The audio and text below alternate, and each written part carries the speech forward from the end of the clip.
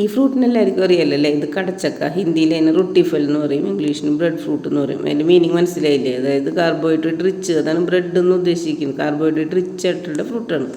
ഇപ്പോൾ നമ്മുടെ നടൻ സലിം കുമാർ പറഞ്ഞ പോലെ ഒരു കാലത്ത് ഞങ്ങളുടെ വിശപ്പ് മാറ്റിയിരുന്നത് ഈ കടപ്പ്ളാവാണ്. പക്ഷെ കടപ്പ്ളാവിനൊരു പേര് ദോഷമുണ്ട്. കടപ്പ്ളാവുള്ള വീട്ടിൽ കട കയറി മുടിയെന്ന് പറഞ്ഞ് സലിം കുമാർ പറയുന്നുണ്ട്.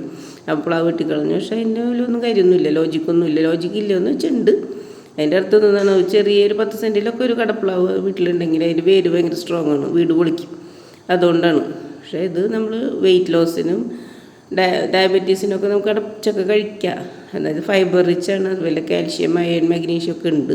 പക്ഷേ കാർബോഹൈഡ്രേറ്റ് റിച്ചാണ്. അതുകൊണ്ട് നമ്മൾ ചോറിന് പകരം കഴിക്കാം, ചോറിൻ്റെ കൂടെ കഴിക്കരുത്.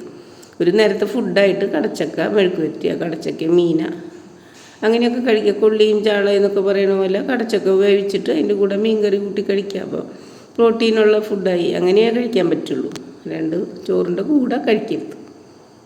ചോറിൻ്റെ കൂടെ കഴിച്ച വിഷമായി പോകണമെന്നൊന്നുമല്ല, ഇത് കാർബോഹൈഡ്രേറ്റ് റിച്ചാണ്. അപ്പോൾ കാലറി കൂടുതലാവും. അപ്പോൾ ചോറിന് പകരം കടച്ചക്കയായിട്ട് കഴിക്കുക. കടച്ചക്ക മീൻ കറി, കടച്ചക്ക ചിക്കൻ കറി. അപ്പോൾ അതൊരു കംപ്ലീറ്റ് മീലാക്കി നമുക്ക് മാറ്റാൻ പറ്റും. അപ്പം അങ്ങനെയാണ്, അതാണ് അതിൻ്റെ മീനിങ്. അപ്പോൾ എല്ലാവരും കടച്ചക്ക നല്ല ടേസ്റ്റിയാണ്, കഴിക്കണം.